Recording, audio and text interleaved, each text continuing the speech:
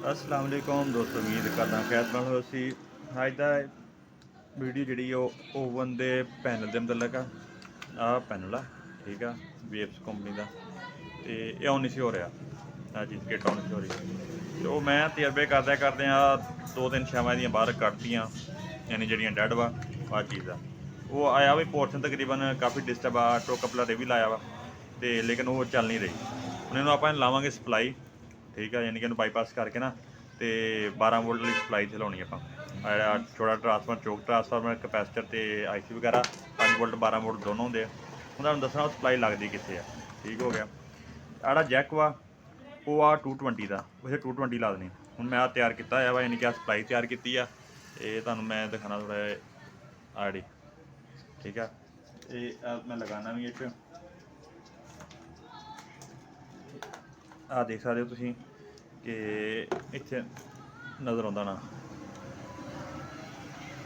ਠੀਕ ਆ।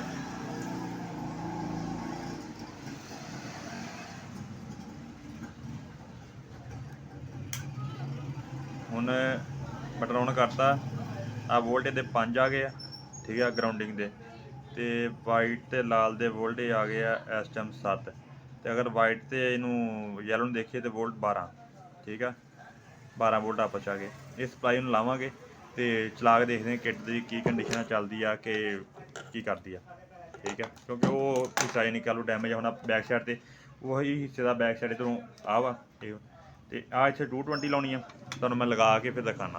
ਇਹਨੂੰ ਨਾ ਮੈਂ ਇੱਧਰ ਟੇਬਲ ਤੇ ਲੈ ਆਇਆ ਵਾ, ਇਹਨੂੰ ਸਪਲਾਈ ਲਾਤੀ, ਤੁਹਾਨੂੰ ਮੈਂ ਦਿਖਾਉਣਾ ਹੁਣ ਮੈਂ ਕਿੱਥੇ ਕਿੱਥੇ ਸਪਲਾਈ ਲਾਈ ਦੀ, ਠੀਕ ਹੈ।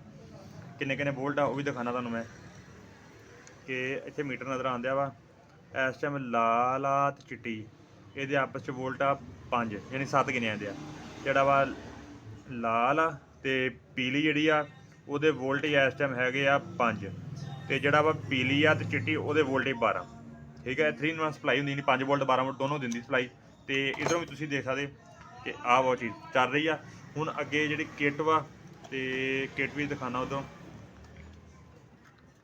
ਆਹ ਕਿੱਟ ਔਨ ਹੋ ਗਈ ਅਗਰ ਨਜ਼ਰ ਆਏ ਵੇ ਕਿ ਕਿੱਟ ਨਾ, ਆਹ ਕਿੱਟ ਆ ਲਿਖਿਆ ਨਜ਼ਰ ਆ ਗਿਆ ਕਿੱਟ। ਮੈਂ ਪਿੱਛੋਂ ਬੰਦ ਕਰਕੇ ਦੁਬਾਰਾ ਚਲਾਉਣਾ,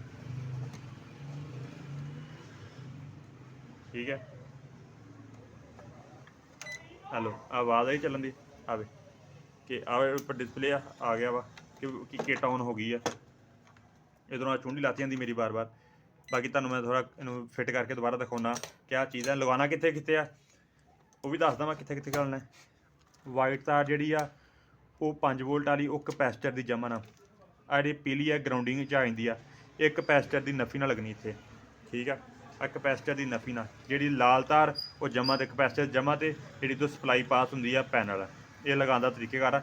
ਇੱਧਰੋਂ ਆ 220 ਦੀ ਲਾ ਦੇਣੀ, ਆਮ ਸਪਲਾਈ ਇਹਦੇ ਨਾਲ ਦੀ, ਇਹ ਕਰਕੇ ਸਪਲਾਈ ਬਿਹਤਰੀਨ ਚਾਲੂ ਹੋ ਜਾਂਦੀ ਆ।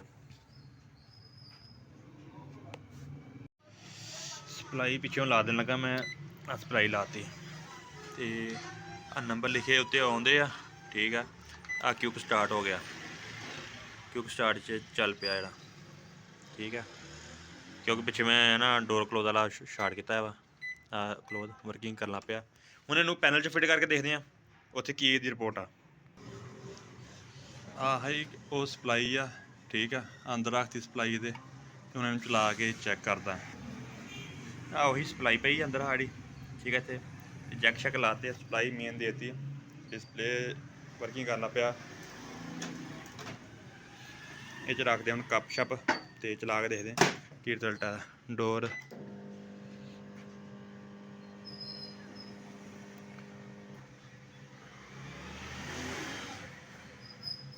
ਠੀਕ ਆ, ਲੇਵਾਂ ਵਗੈਰਾ ਔਨ ਹੋ ਗਈਆਂ। ਤੇ ਹੁਣ ਦੇਖਦੇ ਕੱਪ ਕੱਢ ਕੇ ਕਿ ਪ੍ਰੋਪਰ ਵਰਕਿੰਗ ਕਰ ਰਹੀ ਆ ਪੈਨਲ ਕਿ ਕਿੱਟ ਵਗੈਰਾ ਕਿ ਨਹੀਂ।